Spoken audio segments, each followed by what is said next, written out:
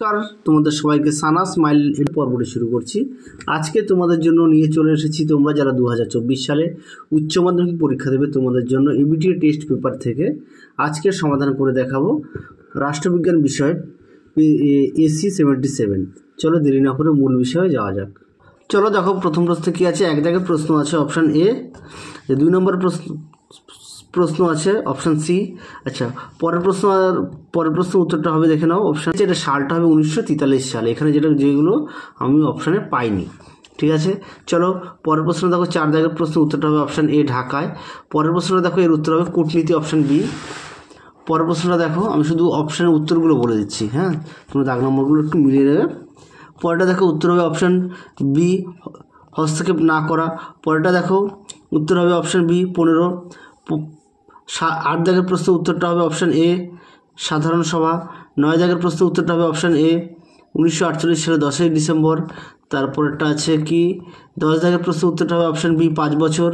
11 দাগের প্রশ্নের উত্তরটা হবে অপশান বি, লর্ড অ্যাক্টন। পরেরটা দেখো কি আছে, 12 দাগের প্রশ্নের উত্তরটা হবে সেনেট, অপশান ডি। তারপরে 13 দাগের প্রশ্নের উত্তরটা হবে অপশান ডি, এবিসে। পরেরটা হবে 14 দাগের প্রশ্নের উত্তরটা হবে অপশান এ, ব্রিটিশ পার্লামেন্টকে। পরেরটা দেখো কি আছে, 15 দাগের প্রশ্নের উত্তরটা হবে অপশান এ, মার্কিন যুক্তরাষ্ট্র।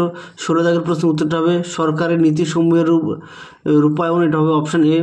পরেরটা 17 দাগের প্রশ্নের উত্তরটা হবে অপশান বি, লোকসভার কাছে। 18 দাগের প্রশ্নের উত্তরটা হবে অপশান এ, রাষ্ট্রপতি। তারপর 19 দাগের প্রশ্নটা উত্তরটা হবে অপশান বি, 550। তারপরে দেখো 20 দাগের প্রশ্নের উত্তরটা হবে অপশান সি, 6 বছর। তারপরটা দেখো 21 দাগের প্রশ্নের উত্তরটা হবে অপশান বি, দ্বিতীয়। তারপরটা দেখো 22 দাগের প্রশ্নের উত্তরটা হবে অপশান ডি, সভাধিপতি। 23 দাগের প্রশ্নের উত্তরটা হবে অপশান সি, কাউন্সিলর। 24 দাগের প্রশ্নের উত্তরটা হবে অপশান এ, 1973 সালে।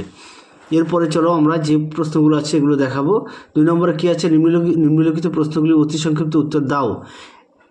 এক একটি প্রশ্নের মানে 1 নম্বর করে মোট 16টি প্রশ্ন থাকবে। তাহলে এমসিকিউ আর এসিকিউ এই ভিডিওতে আমরা সমাধান করে তোমাদের দেখাবো। প্রথম প্রশ্ন কী আছে দেখো, জোট নিরপেক্ষ আন্দোলন কবে কোথায় প্রথম সূচনা হয়? এটা উত্তর হবে 1961 সালে, বেলগ্রেডে। পরের প্রশ্ন আছে কি, দাতার শব্দের অর্থ কি? দাতার শব্দের অর্থ হচ্ছে প্রশমন। পরের প্রশ্ন দেখো, ঠান্ডা যুদ্ধ বলতে কি বোঝায়? দেখো প্রশ্ন উত্তরটি দেখে নাও। ঠান্ডা যুদ্ধ বলতে কী বোঝো? এখান থেকে তোমরা এই পর্যন্ত উত্তরটা লিখবে। আমি আর মুখে বলে বিস্তারিত ভিডিওটা বড় করলাম না, তোমরা একটু দেখে নাও। চলো পরের প্রশ্ন দেখো। পরের প্রশ্ন দেখো কি আছে, 3 নম্বরে বর্তমানে জোট নিরপেক্ষ আন্দোলনে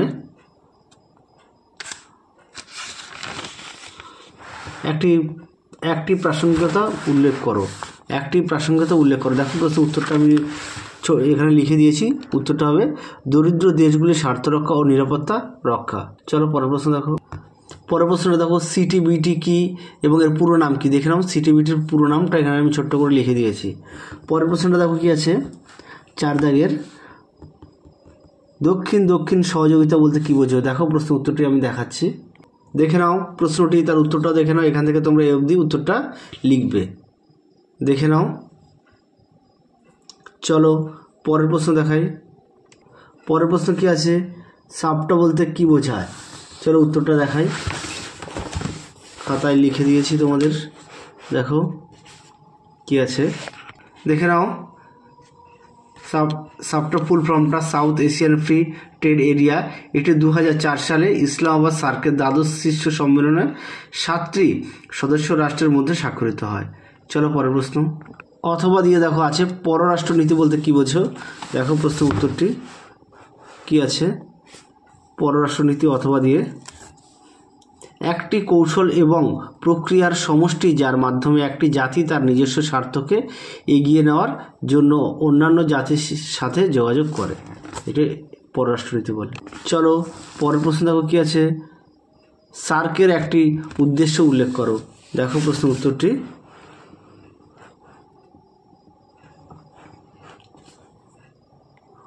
দেখো, দক্ষিণ এশীয় অঞ্চলের রাষ্ট্রগুলির অর্থনৈতিক সমৃদ্ধি, সামাজিক অগ্রগতি এবং সামাজিক উন্নয়ন ঘটানো। পরের প্রশ্ন দেখো কি আছে, 7 দাগের প্রশ্ন আছে, সম্মিলিত জাতিপুঞ্জ কবে গঠিত হয়? দেখো প্রশ্ন উত্তরটি 24 অক্টোবর 1945 সালে। 24 অক্টোবর 1945 সালে। চলো পরে দেখো 8 দাগের প্রশ্নটি কি আছে, নিরাপত্তা পরিষদের অস্থায়ী সদস্যরা কার দ্বারা নির্বাচিত হয়? দেখো প্রশ্ন উত্তরটি, নিরাপত্তা পরিষদের অস্থায়ী সদস্যরা সাধারণ সভা দ্বারা নির্বাচিত হয়। তারপরে দেখো কি আছে, অথবা দিয়ে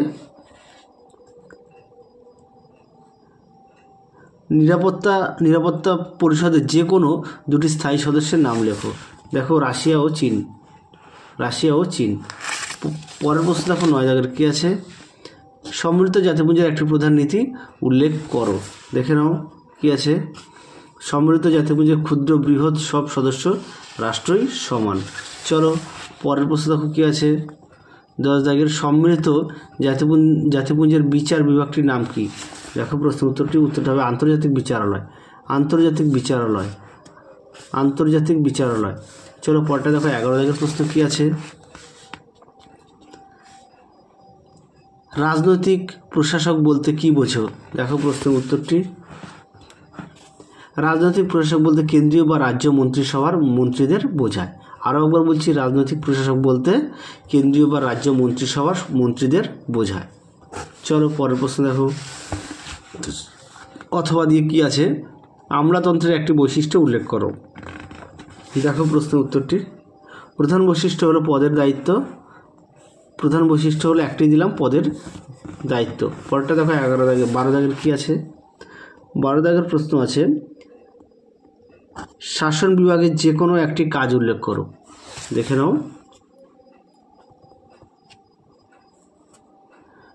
দেখো উত্তর আছে দেশের শান্তি শৃঙ্খলা বজায় রাখা। কি আছে, দেশের শান্তি শৃঙ্খলা বজায় রাখা। পরের প্রশ্ন দেখো কি আছে, 12 দাগ হয়ে গেল।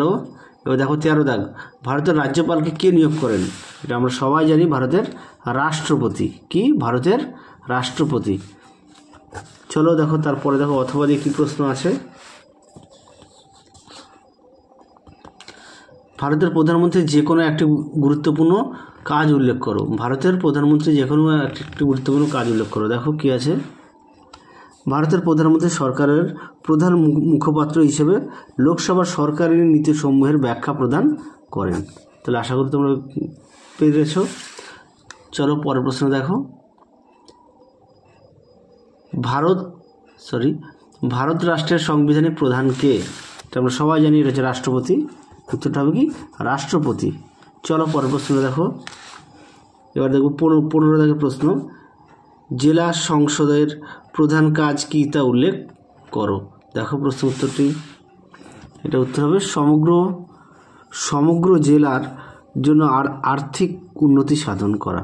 আরও একবার বলছি, সমগ্র জেলার জন্য আর্থিক উন্নতি সাধন করা। পরে দেখো অথবা দিয়ে কী আছে, অথবা দিয়ে আছে পঞ্চায়েত ব্যবস্থার সর্বনিম্ন স্তরের নাম কি? উত্তরটা দেখো, উত্তরটা সবাই আমরা জানি, গ্রাম পঞ্চায়েত। কী হবে, গ্রাম পঞ্চায়েত। চলো পরের প্রশ্ন দেখো কী আছে, 16 দাগের, পঞ্চায়েত সমিতির আয়ের দুটি উৎস উল্লেখ করো। দেখে নাও, রাজ্য সরকার কর্তৃক প্রদত্ত ভূমি রাজস্বের অংশ, কেন্দ্রীয় ও রাজ্য সরকারের দেওয়া ঋণ ইত্যাদি।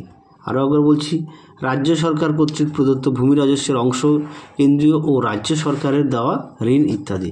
চলো পরের প্রশ্ন দেখো কী আছে, শেষ প্রশ্ন সম্ভবত। দেখো অথবা দিয়ে দেওয়া আছে, জেলা পরিষদের দুটি স্থায়ী কমিটির নাম উল্লেখ করো। দেখো প্রশ্নের উত্তরটি, আচ্ছা এখানে একটু দেখে নাও, পরিবেশ সংক্রান্ত স্থায়ী কমিটি, আর 2 নম্বর হচ্ছে উন্নয়ন ও পরিকল্পনা স্থায়ী কমিটি। আশা করি তোমরা দেখেছো। দেখে নাও, পরিবেশ সংক্রান্ত স্থায়ী কমিটি 2 নম্বর, এটা 2 নম্বর হচ্ছে উন্নয়ন ও পরিকল্পনা স্থায়ী কমিটি। তাহলে চলো আজকের মতো এখানে সমাপ্ত করছি, আবার দেখা হবে পরবর্তী ভিডিওতে। খুব শীঘ্রই তোমাদের 2-1 দিনের মধ্যে বাকিগুলো আমরা সমাধান করে দেবো। দেখতে থাকো আমাদের চ্যানেলটি। চলো তোমরা সুস্থ থাকো, ভালো থাকো, টাটা।